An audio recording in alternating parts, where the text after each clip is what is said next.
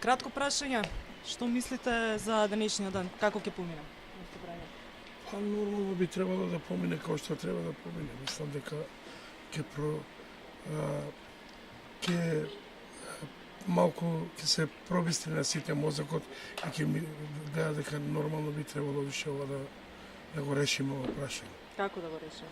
Па нормално треба да гласаме сите. Како ќе се гласа? Што мислите дека има двотреćinско мнозинство? Па јас се надам. Јас се надам дека ќе има. Ако не се случи тоа, кои се предвидувањата Што со е тоа? изборите? Што е тоа, слушате? И вие по медиуми што се збори. Вие што мислите? Како ќе излезе на крај? Па не знам, ќе видам ја унутра се. Нормално. Добро, фала.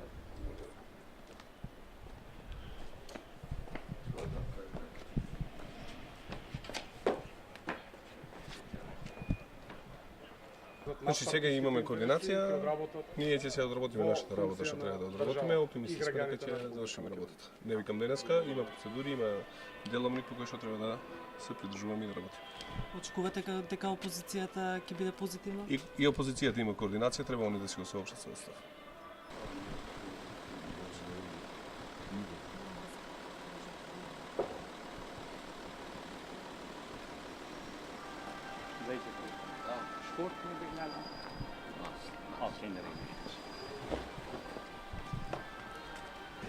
Господинот Ахмети нема преговарано помеѓу страните, ниту со господинот Заев, ниту со господинот Мицковски, но има комуницирано со нив, го има олеснувано диалогот, има направено доста напори за да се стигне до решение и до усвојување на уставните амандмани. И се надевам дека тие напори ќе вродат со плод. Убеден сум дека сите 120 пратеници ќе ја поддржат интеграцијата на Македонија во НАТО и Европската унија, затоа што впрочем тоа и го ветиле на изборите од 2016 година. Зошто имате денеска две седмици за ставане на дневен ред? Беше едно, само за уставните. Дали ги чекате ВМРО с координација? Шестата седница беше претходно закажана на 15 октомври, но откако дојде предлогот од владата за уставните амандмани, се закажа нова седница, а тоа е седницата на која што ќе се дискутира иницијативата на владата да се измени уставот. Господин Мукич, едно прашање. Ќе ги гласате ли уставните измени? Брзам, благодарам, ќе видите.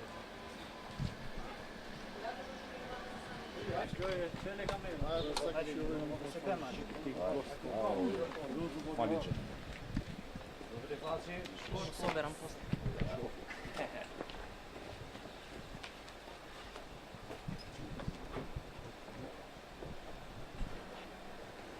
Да, ќе бидеме во сала. Има некој договор меѓу власта и опозиција? Немат сега, денеска не е ситуацијата таква, денеска единствено што треба да констатираме е да испочитуваме одлуката на граѓаните.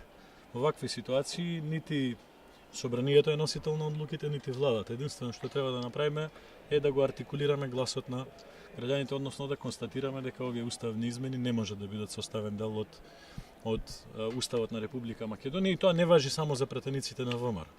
Доколку се почитува Уставот на Република Македонија, тој став треба да го имаат и пратениците на СДСМ. Ова треба да заврши денеска. Што понатаму, пожелувам многу памет, мудрост и свест на сите политичари во државата. Кратка изјава, што очекувате денеска?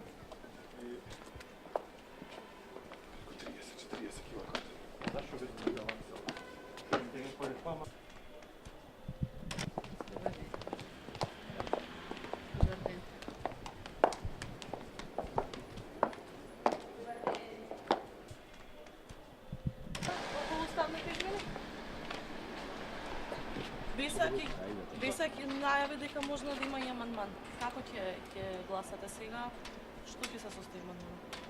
Не, имате погрешна информација. Ние ќе ги поддржиме уставните измени, како што беше и начелно на нашата цел да бидеме дел од оваа власт заради тоа што сакавме да помогнеме овој процес да помине.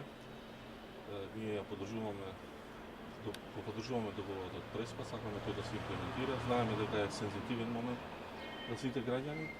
Повикувам на свест кај сите пратеници, кај сите граѓани од државата да надминеме еден процес што е витален за државата.